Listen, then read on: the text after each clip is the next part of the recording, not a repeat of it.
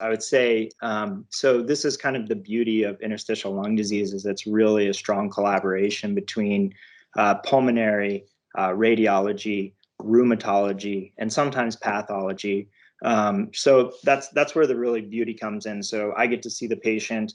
I get to ask them all these questions that the radiologist won't have the luxury of knowing until we get together and talk. But I get to find out all about what exposures they've had in their home. Do they have symptoms of an autoimmune disease? Have they been on medications that could induce lung disease? Um, you know, do they have a family history of interstitial lung disease? And then I get to use that knowledge whenever I go and talk to the radiologist. Now, when I talk to Chris, I have pretty high expectations. I expect him to really narrow that differential down. And then after he gives me his differential, we run through the history together. And then with that, hopefully we can come to a diagnosis. Now, if we have a high confidence in our diagnosis, we both agree, then yes, we would make that diagnosis and we would then come up with a treatment plan.